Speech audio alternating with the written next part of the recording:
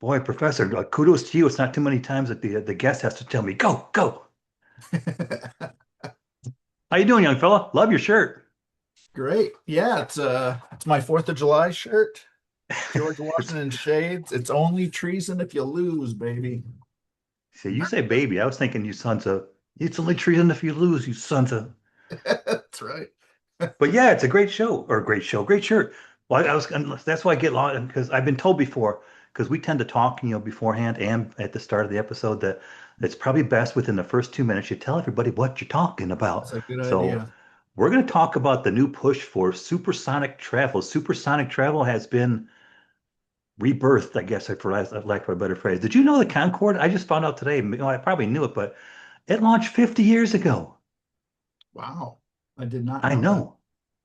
Yeah, it was, and we'll talk about one of the reasons, like, it's back now, and probably why it took so long was because the Concorde had some issues. But but for 50 years, like it's they basically focused on because they made and by the way, I heard this topic and this gentleman who founded a company called Boom Supersonic on the Mike Rowe podcast. I think it's a Mike Rowe experience or something. Good podcast. But That's I've been doing nothing but thinking about it since. That was like 3, 4 weeks ago. hmm. But yeah, but also tell me because you got this company called Boom Supersonic, and this is another topic I think for another day because this is another example of they said this guy, quote, made his money in tech and now he's doing this. Hmm. So I think we're seeing a lot of that. And of course, with the obvious Bezos and Elon but a Yeah. lot of people, which is I think a good thing, right? Yeah, I love it. I love the idea of that's I'm always kind of cringe a little bit when we say how much we should take from the billionaires. Partly just morally, I don't think that's a great idea, but part of it is you think they're going to make better use of it, or Trump or Adam Schiff or something like that. Let's let Yeah. them. So many of them have, innovative ideas. I think of the Carnegie libraries we talked about on a different show that, there's I'm let those guys try some stuff. I'm so glad you brought that up because somebody asked me the other day to like if I could model myself after anybody, like who do I see, over all of history. And Carnegie came up as one. Of Mhm. course, Kevin O'Connell, the coach of the Vikings, came up as one. So I'm all over the board. But yeah, Carnegie came up again. It's like because he created that institute, and he didn't have to. Was like one of my points. Yeah. Well, in my first two libraries, I'm an English professor today, partly because I was an English professor, but the Marseilles Library is a Carnegie Library in the El Paso, Yeah, Illinois. I moved from one small town to another in the middle of nowhere Midwest, two Carnegie libraries, two for and two. beautiful libraries too. Yeah. Yeah. It was the prettiest building in El Paso, which is like saying the tallest building in Kansas or whatever. It's not a compliment. The soberest Kennedy or something. That's not a real compliment Oh necessarily. yeah, wow, well done. Get it all out of your system. But yeah, it's like because they've also made the point. I mean, back to Mike Rowe, they were saying this guy made the point of saying the innovations with planes in the early days, like it was the jets. The jet age started with Boeing, I believe, in 1957. Is that right? Did they have? No, that's too early, isn't it? I've No. got the facts in here somewhere, but I mean, the I think Germans were doing Lufthansa in the 30s. They had their own little national air thing, but it was nothing like. Oh, you mean the crossing the Atlantic or semi, no, or crossing the something? Atlantic was Lindbergh back in 27, but Yeah. Boeing introduced the 707 in 58. Okay. Okay. But The But big one. the founder of Boom Supersonic was saying that it had been like for the longest time, every new iteration was a plane that went faster. And Right. it was like just but that was the big deal. But then now it's more like they started focusing on shorter travel times is what Boom's focused on right now. I don't want to Hmm. get too ahead of myself. That's why I'm going back. But they're trying Hmm. to get down to like because my son and I just traveled from Cincinnati to London and that took 8 hours. So he's trying to cut it down to 4 hours from or less Right. from New York. And they're flying at Mach 1.7. Good Wow. Lord. I know, right? That's 1100 miles an hour. That's You what had me at Mach. yeah, yeah. One's good enough, 1.7. But they're also, I mean, because this is part of what like and it got me some stuttering, damn it, because I'm thinking too much about this. But they want to make it affordable for the everyday person, which I Yeah. thought was great because as when you and I have been going back in email, the capitalism point of view. Certainly it's capitalism, but it's interesting that they're making that approach for everyday affordability. Yeah.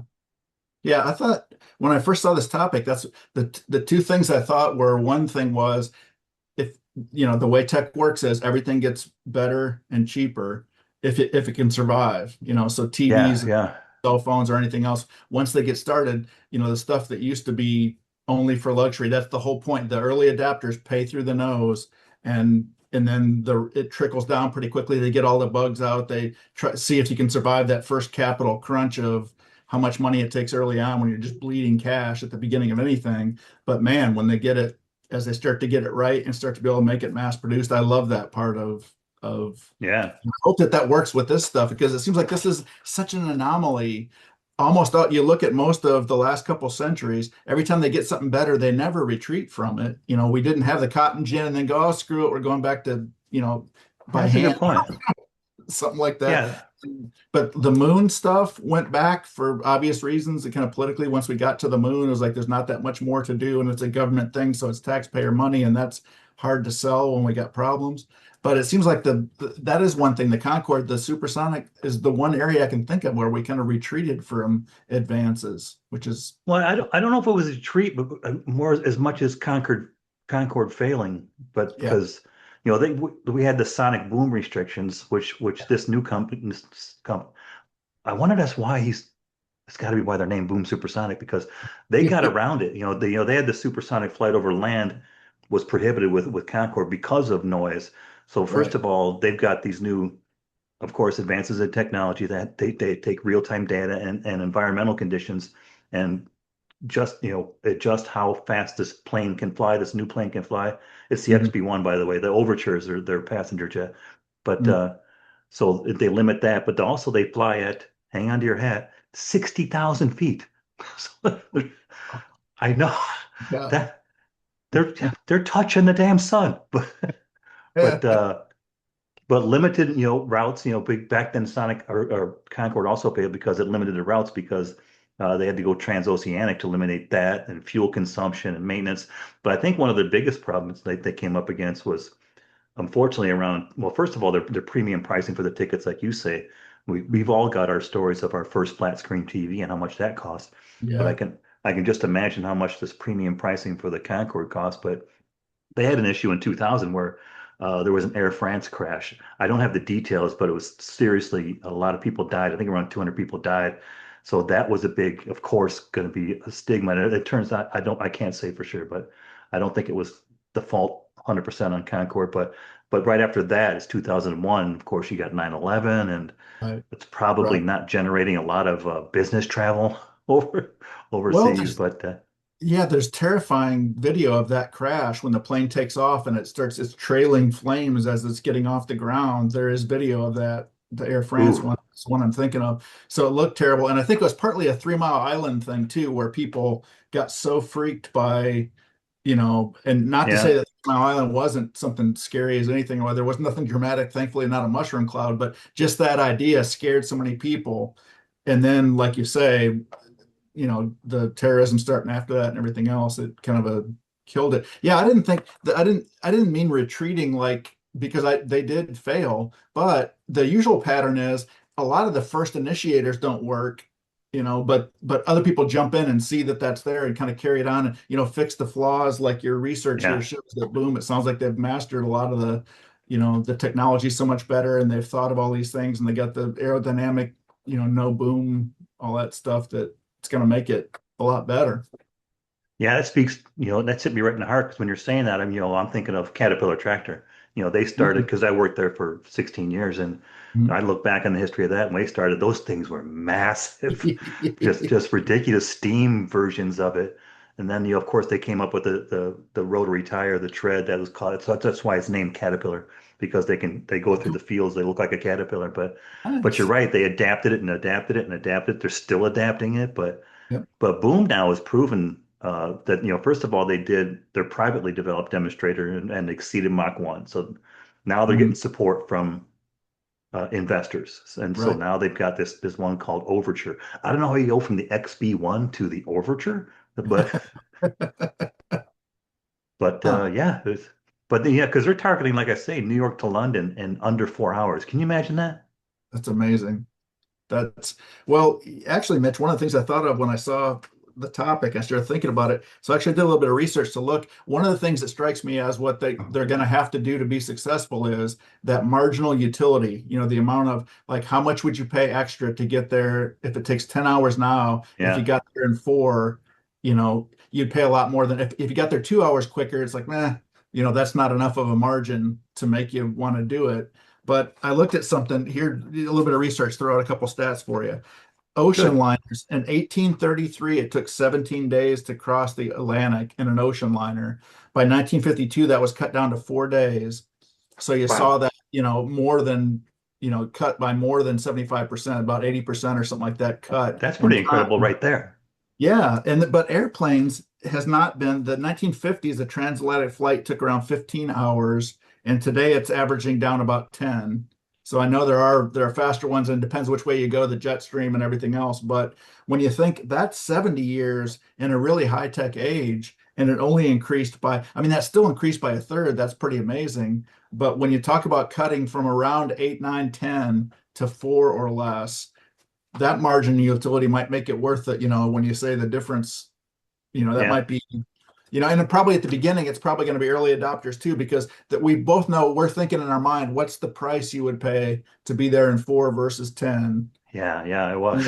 it doesn't have a lot of zeros behind it for us because we're normal humans, but but if it's like TVs and cell phones and everything else, pretty soon it'll be, I remember what, like you said, a 20-inch TV was incredibly expensive compared to, now who needs an 80-inch TV? Us, when it's like $400. It's like, Yeah, only, yeah, exactly.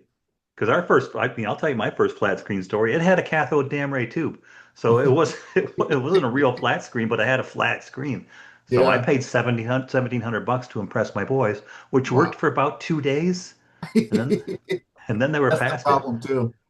But I also but like you said, with this technology changing, I think there's also an appreciation factor too, because like how much you're gonna pay. Because I remember Louis C.K. Joking not too long ago about the first flight he was on that actually had Wi-Fi on the flight, and they're going from New York to California, about a 4.5 hour flight.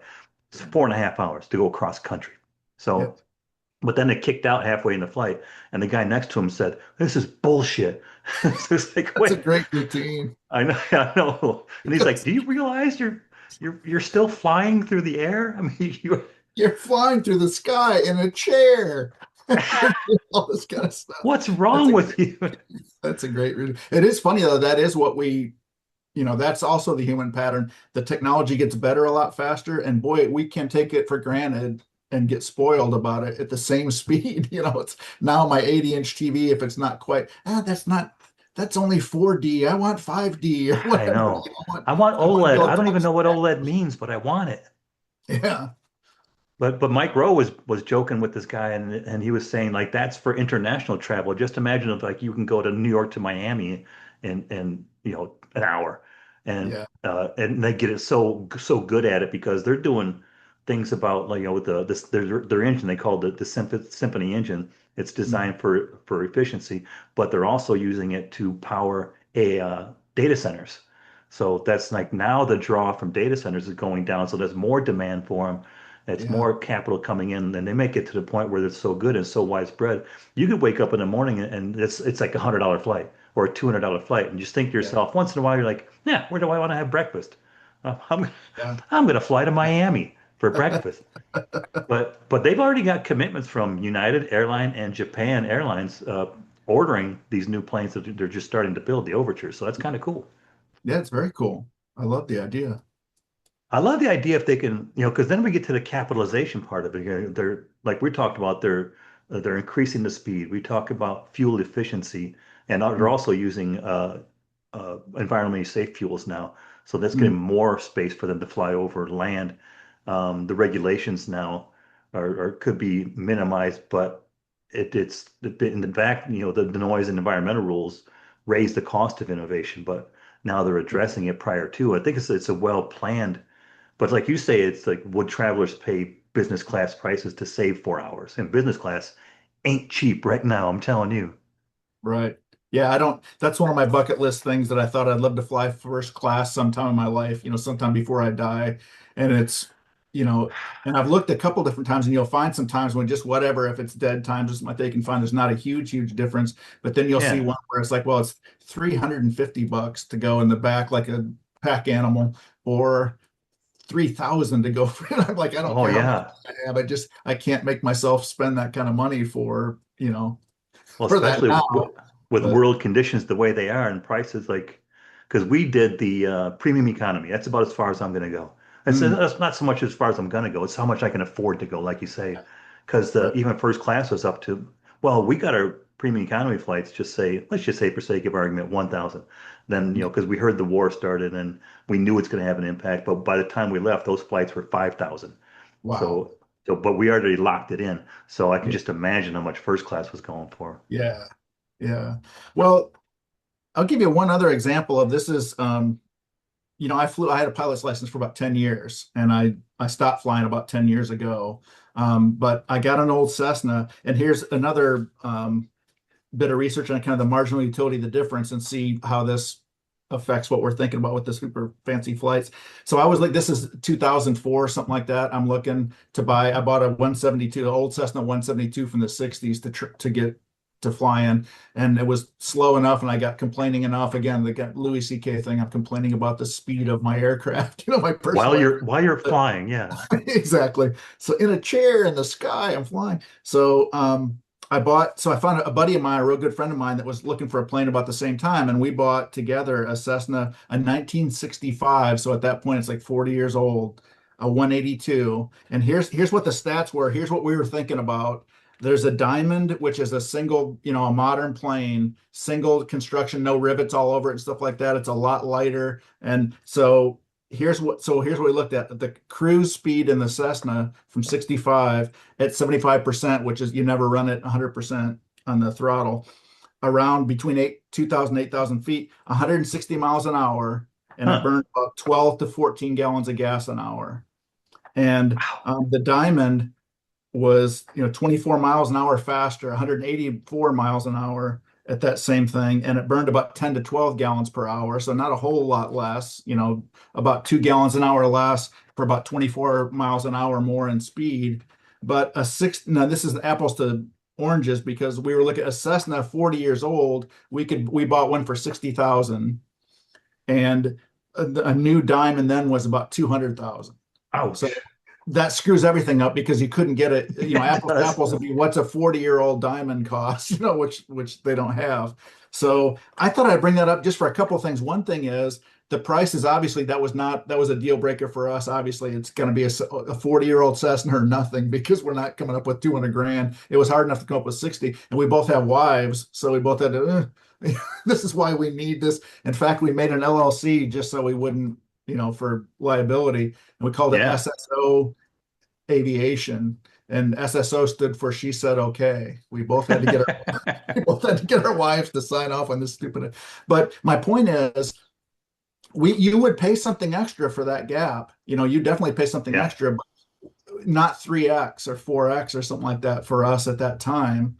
But and so the one other idea I had for you, I'm talking too much, but I want to throw this other idea out, and then I want to hear what you think. The other Far idea away.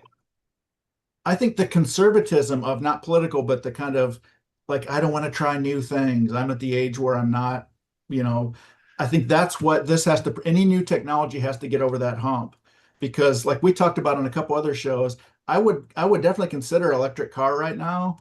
I would not do the self-driving to save my life because I'm old and I just don't like the idea I'm going to sit in there and set my car to take me to Illinois and then I'm going to take a nap, or Oh whatever. yeah. Oh It yeah. just Because That I is can't terrifying to understand me. the self-driving Terrifying to feature. I me. don't get it. No, I don't know. I don't know how you could, but I also know the way things go. 7 months from now, I'd probably be sitting in my car, sleeping and going somewhere because when you do get used to it, Wow. I didn't, Yeah. I didn't. Yeah. So the idea of a new plane, I'd like them to get the bugs out. And that Cessna had an 0470 Continental engine. I don't just remember that number. That plane, that engine had been flying since before the 60s. It was a bulletproof engine, in terms they talked about. Of course, it's Hmm. 40 years old, but that model, the bugs were out long, long ago. versus you get a brand new plane. And so I think a lot of people would think about that. You can picture that Concorde plane burning as it takes off or whatever. You just think about this is great, but I don't want to be the first guy, you know. I don't want to be the first guy that does this thing, you know. Yeah, Let's unfortunately, like you say, that was a remarkable video. I can see it, like you're saying, right now. But Blake Scholl himself brings to the point as well, and that's the founder, by the way, of Boom Supersonic, Blake Scholl, spelled Scholl. He argued that the market should reward dramatically better products, like you're saying, not yeah, merely cheaper ones, because also right now, the passenger experience is, that you've been through it enough. Crowded airports, airlines have been working to increase capacity by shrinking your seat. And I don't know right, about you, but for 63220, that ain't gonna work. Bag fees now are separate charges, separate purchases. Bag right. fees alone stopped me from taking golf clubs, not so much from the US to the UK, but from Texas to Kentucky, because it Oh, was that's like they wanted like 200 to 400 bucks, I think, just to, for the extra baggage. And wow. but there's more carry-ons and boarding groups, and the Mhm, cruising speeds, like you say, remain basically the same. So, but mhm, but but you bring up a good point, because I think that's why we talked about in this timeline. They've already validated on their own with private, capital venture money, that they right. can do this and they can do it safely. So now they're designing this new one, and I'm sure United and American, I can't believe that's, and Japan Airlines, I think those are the three I said. They're Yeah. they're queuing up early so they can stay ahead of the game when it proves. And I get that, but like you're saying, and honestly, like we mentioned, that handless driving, or what the hell do you use that for? I mean, what? Why is it there? Except for sleeping, like you say. I'm going to get a nap. Hell no. I know. Well, they say, I mean, it's yeah, I believe this in my head, but I can't make it down to my heart. You know, I can't. But human error is the biggest problem with most, you know, my stupid old mechanic always said, I'll tell you what the problem is. It's a nut behind the wheel. You know, it's always, that was, but it really is. It makes sense to me that as that technology gets better, and it's already good enough now, apparently, you don't hear stories every day of people slamming into walls or whatever when they're trusting the car. But it makes sense to me. I've seen how people drive. I've seen them go by you on their cell phone or putting makeup on or what, you're thinking, Oh well, yeah, yeah. the car's better than that idiot because, and we think we're not that idiot. I'm trying to get my podcast set up or something. I'm not sending text, but I'm still distracted. So Yeah. it does Yeah. seem to me, it makes sense to me. Like I said, intellectually, I understand that cars very soon will be a lot safer to just set it and forget it and just be a passenger in your own car. Boy. But boy, that doesn't get to my heart at all. I'm too old and too whatever set in my ways. So how do you feel about Waymo? Yeah, I don't, that just seems so creepy to me. I mean, it just seems, I mean, it's the future. It's, the Blade Runner or whatever that we watched when we were a kid, what stuff was that should work. But it just seems like I said, I might be at the generation where I'm just going, let me die before you would make up new stuff. I'm perfectly happy with the way stuff is now, Yeah, this sort of. is great, because there's a part of me that goes along with the somebody might, conceptually said, if the car doesn't have an ashtray, it's too advanced. I don't want There you it. go. There you go. But if Boom succeeds, like you were saying, they won't stay alone for long, because Right. Airbus and Boeing, have spent decades focusing on big, especially Boeing. My God, bigger, quieter, and more efficient subsonic aircraft, because that's where the market's been. But Yeah. if this overture takes off, it'll force both of them, and probably other companies, to Right. decide whether supersonic flight deserves another look. But like you say, though, once history, proves, or is said, and once somebody proves the market exists, competitors follow. The same thing like you were doing, like, especially I've got, the Dell Corporation right here in Austin, Texas. And can you, again, tell me the story of your first computer? Mine was, I think, $2,600. Yeah.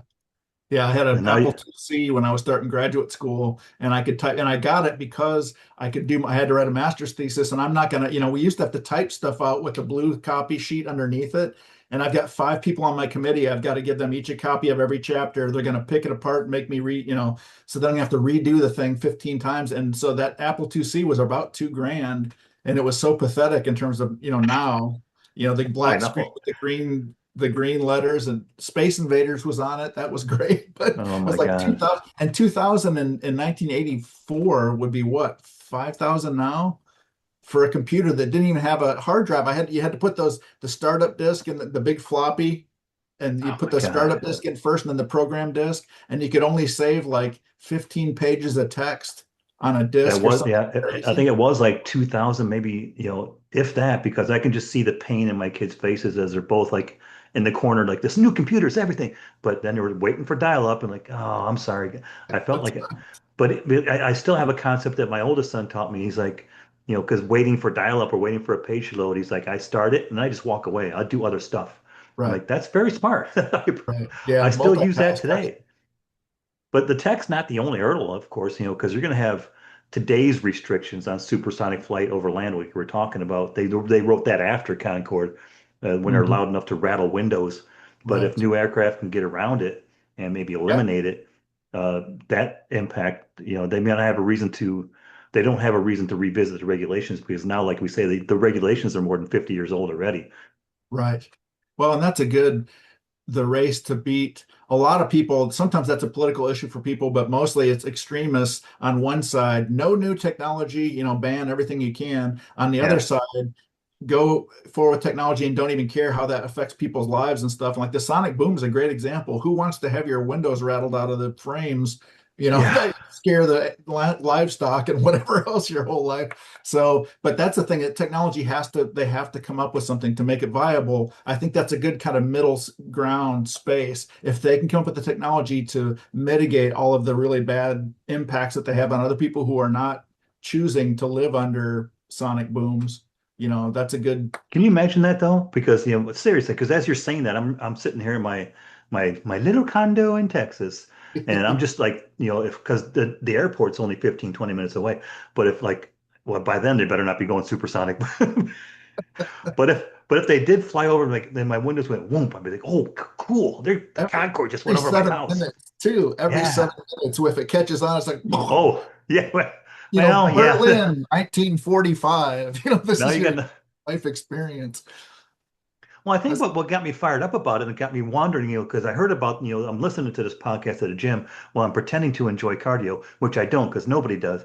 But but I think the biggest question for me is like whether or not it succeeds, but whether or not now, because we got this venture capital, of course, that comes from the money they've made in tech, is whether or mm, not we've stopped believing that these bold ideas are worth pursuing because for like years and years, hell, decades and decades, it's right. like that for as far as air flight is concerned the airplanes got a little quieter, a little cheaper, a little more efficient, and they're worthwhile. But every now and again, you got somebody like this Blake Scholl comes along, and he grabs the whole damn thing, and he's like, "How do we improve what we've got? Like you've got Yeah, the lessons from Concorde, you've got the kind of mamby-pamby efforts from airlines, but yeah, he's like, so he's not how do we improve what we have, but what do we build next? And right. so it's like, Yeah, I that's the like that. question that led to the jet age at first. That's leading to moon landing and perhaps now, supersonic passenger flight. Yeah. Well, and one thing that we haven't talked about, but one thing, well, actually, you brought up, um, one thing that's working for him and that industry in general is as the quality of the flying experience has dropped so much, that makes the margin greater. If now we're in cattle cars where the seats are too small and they're all like, Oh man. so then I might be willing to pay more. I mean, everyone would be willing to pay more to get extra leg room or whatever else. That's a whole no one. Otherwise, no one would get premium or business class or whatever, first class. But that and DT and I have talked about that a lot, and he's a lot more now. He's like a French king. He's like the peasants should not be. I want the price to be higher enough to drive out the riffraff kind of thing. It just seems like He is at that, isn't he? we don't want to have. Nobody wants the Greyhound bus experience in an airplane. But as soon as I say that, how snobby do I want to be? I've rode on the Greyhound bus when I was a kid to go from Yeah. El Paso to Marseilles to see my family and friends and stuff after we moved. But there's a certain amount right now you can pay for better service, but it seems like a really high price. But part of it is too, we forget how much it's so much cheaper now to fly. It's so many people can do it. It was such a Yeah, big that's a good waste of point. us. Yeah. You see the films from the 50s and people are dressed up like this is going to the opera or something like that. Everybody's dressed up completely and waitresses are bringing you stuff that's really good food and everything else. But it was Yeah. like 1% of the population could afford to fly. So there's a balance there between those two, and the democratization of it and making it cheaper and more available, I think is a great thing overall. But it does get to the point where if we're just cattle in in the back of a railroad car or something like Yeah, that. I think it's that's getting going to there, help right? the supersonic top end people, especially if they bring that price, the margin gets smaller. It's not 10x what it is to fly, in the crappy old plane with, in economy class. But if it's 3x and the Yeah, you pattern, see, it gets cheaper and cheaper. now, not as you, even as you say that, you came up with an easier, a more gentler way of saying it because 10x, like nobody's going to touch that, but 3x, because like you say, though, history has a funny way of repeating itself because the first flights, like you just said, weren't affordable. Right. But again, like we have already said, personal computers, cell phones, flat screens, all began as premium products for people willing to pay more to get something new. But Right. like I said, you should see how long it took me to go to my second flat screen because then my kids were not impressed with the first one. That's for damn sure. That's great. Yeah. That's what I remember saying too. It's part of my personality. I remember saying when DT was an earlier adopter of cell phones, and I was always like, I am the old guy that was saying, look, I know this sounds crazy. I want a phone that's a phone. I don't need a barometric pressure in Japan right now and a blah, blah, blah. And I was the idiot that was saying, why would you do something else with and now it's the ways and it's the internet and it's Oh my everything, gosh. Because podcast and music and it took me for my corporation to give me a cell phone because okay, these are cool. And it was yeah. like, the little I think it was Nextel, was that the brand name? Okay, yeah. The flip one. Because yeah, yeah. Yeah, because I remember sitting in my first, meetings and something came creeping across the screen. I'm like, the hell is it's a text message. I just got a text. But like we say, the Boom Supersonic's not trying to replace every airplane. Right, Obviously that's too big a swing. It's trying right. to prove, supersonic travel can make economic sense. That's why part of this was so interesting to me because, but also like I think what you're hinting at is the fact that if they do this, competition follows and costs come down. That's what markets do.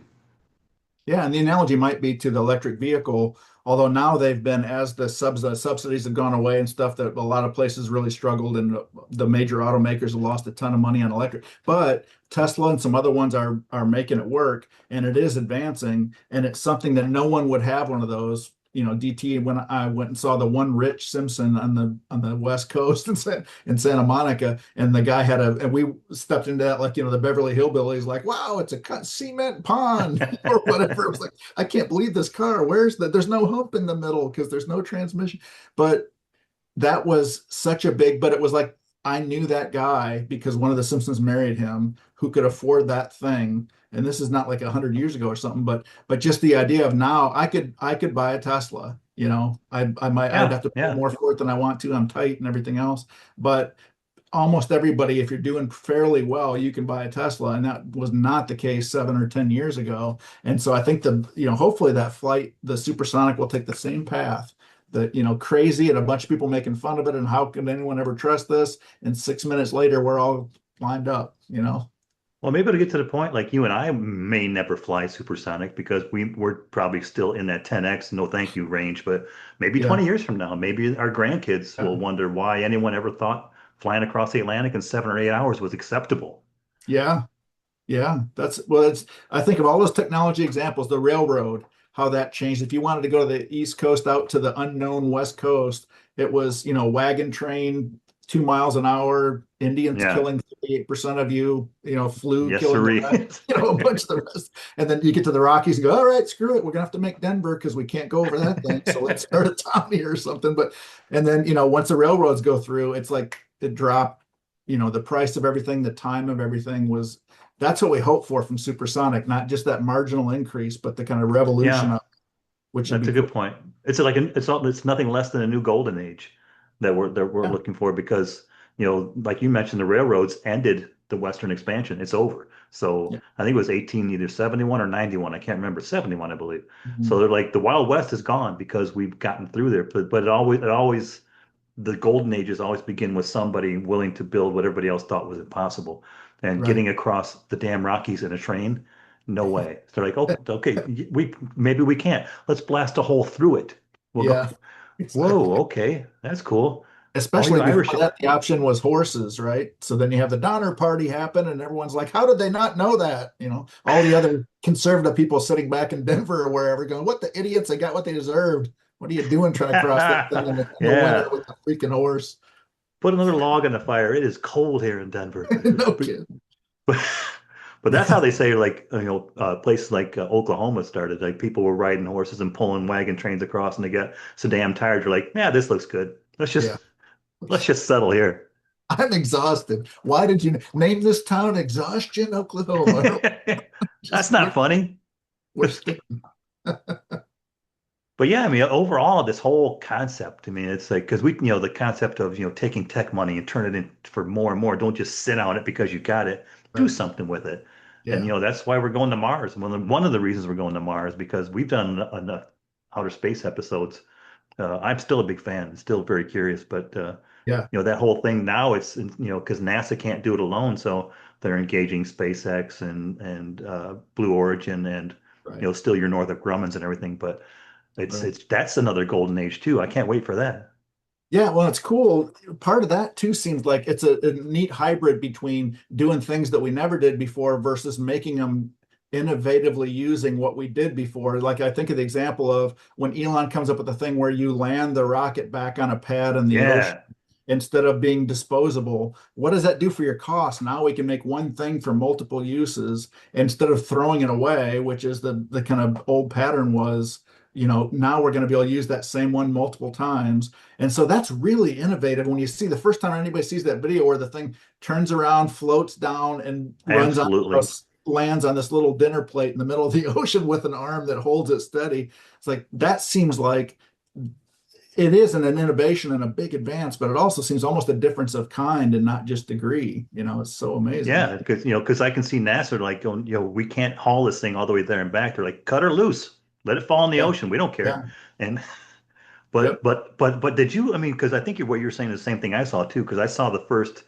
I think it was Blue Origin landing in the ocean on that little target. But then Mm, Elon Musk, I think, down in Brownsville, Texas. But mm, they came. It might have been Florida too, by the way. I mm. can't remember where he did, but that thing came floating in. That's why you and I talked about like even post like in retirement, if somebody like SpaceX or Blue Origin like they're like, hey Mitch, hey Professor, if you want, you can come back and work part-time and we're building them things. Like, Yeah. yeah. But when they Yeah. landed that booster, all the employees were out there going, yeah, yeah, that'd be so cool. That is so cool. That is great. Well, and I also I mean, think just environmental things. You mentioned the gas, the avgas, and what they're doing, the environmental potential damage of it. And I always think of the kind of waste too, of like I say, wasting every booster after one shot. But I think about, oh, here's a weird example. I'll try and make it really, really quick. The no worries. projections are always so negative about how anything's going to happen. They say if it costs this much, how will that ever be? Well, the point is it's not going to keep costing that much, and they'll find ways to save. And the one thing I remember when I started buying rental houses and trying to work on them, and I came across some article reading about the amount of wood, everybody was projecting that there's going to be no forest left in North America if we keep building for this new population getting bigger and bigger. And part of the point was the technology was they used to waste a ton of wood. They'd cut the big, 4x4s or, 2x10s or whatever from the heart of a tree and throw the rest away mostly, whatever. And then your roof had those like 1 inch 1x4s that they put across, and then they put shingles on top of them, and all the wall, everything was a lot of wood. Well, then they came up with, as wood gets more expensive and we get smarter, they start cutting out, first of all, they came up with plywood. So that used to be the waste. That was the stuff they threw away. And now we'll put all those chips and stuff in. We'll make plywood out of that. And that's going to be, so now there's all the waste from trees. Now, as half of your house is Yeah, plywood, the whole roof and everything else is plywood underneath it and stuff. And then even when that was done, they got OSB, the oriented strand board where there's little smaller pieces and stuff like that. They got more efficient at doing that. And then making some materials that are not wood, but that looks like wood for your new deck or steel, my deck's steel. composite. Uh, Yeah. yeah. So you end up with the same house that in 1950 would have cost, would have taken 70 trees or whatever it is.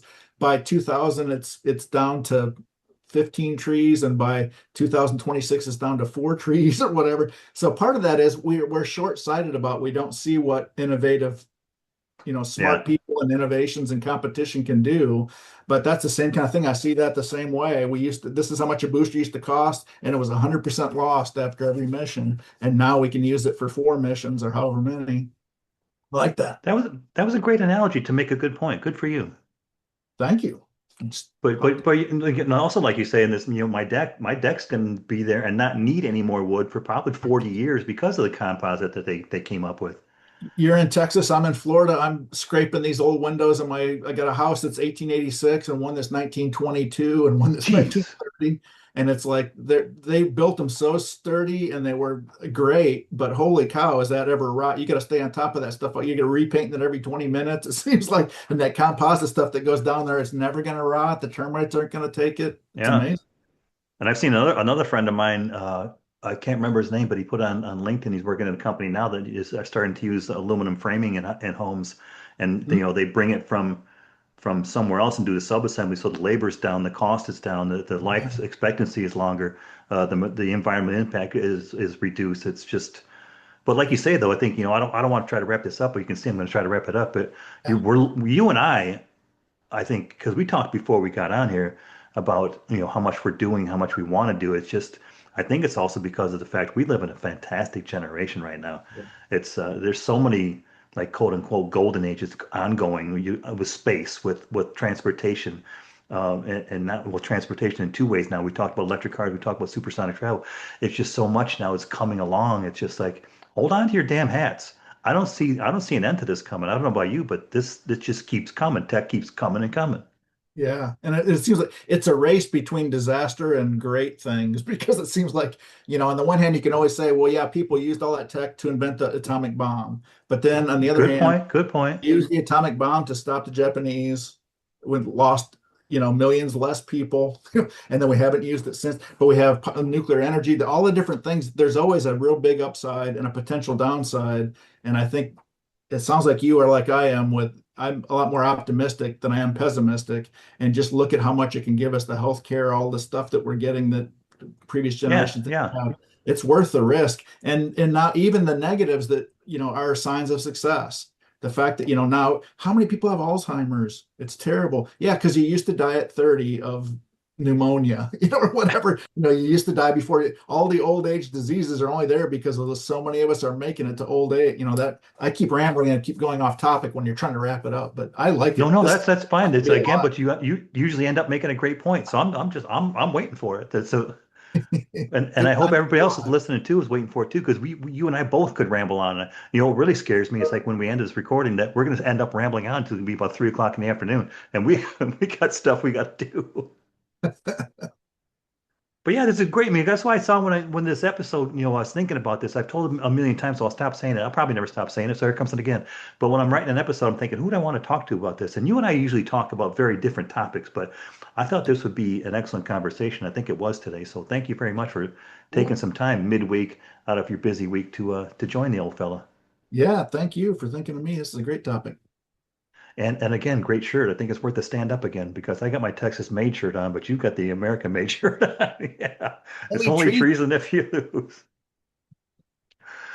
But yeah, thanks, Professor. I mean, it's been great. Honestly, I can't wait to see the next topic that comes up and we get a chance to talk again. Cool. Looking forward to it. Okay, man. Have a good rest of your day. You too.